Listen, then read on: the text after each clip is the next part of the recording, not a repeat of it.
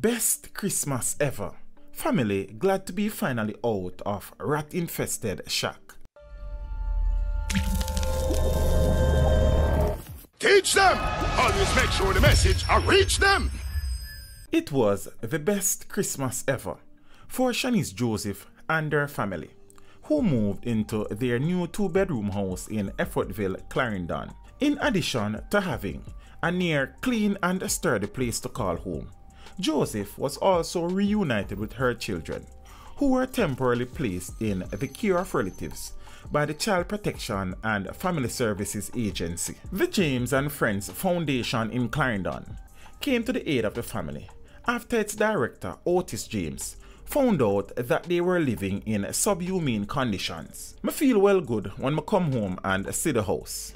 My kids them can watch TV and me can comb up my ear in a glass now.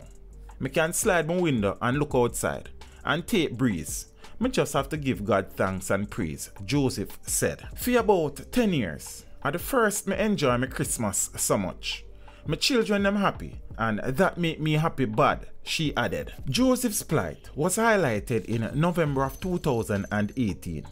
The family of 6, including 4 children, lived in a rundown shack that was on the verge of collapsing. My daughter them glad when them sister them get a bed for themselves, them boom flick and jump in there. Them own bed where them can sleep in alone. At the first time of a Christmas and have one TV upon the wall. This is the first time that the children will be living in a home with a television. I thank everybody for them help, she said. The family former shack was a haven for rats and other harmful pests, according to the head of the Maple Hospital, Dr. Bradley Edwards, who said he is relieved that Joseph and their family are out of the rat-infested house they once occupied. I feel really good to know that the children have reunited with their family and is in a much better dwelling than they were in before.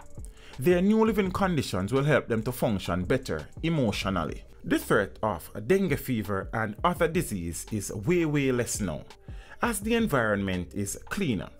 We will continue to follow up and check in with the family.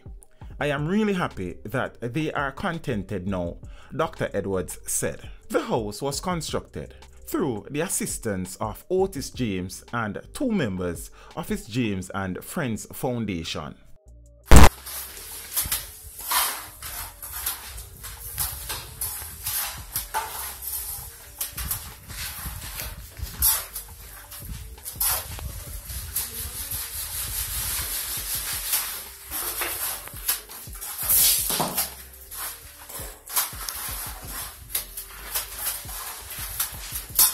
The owner of a National Self-Serve Supermarket and another gentleman were really instrumental in building the home, while others helped to furnish it. The old dwelling is, however, no more, as it was burned to the ground along with the majority of its contents. The house burning down now.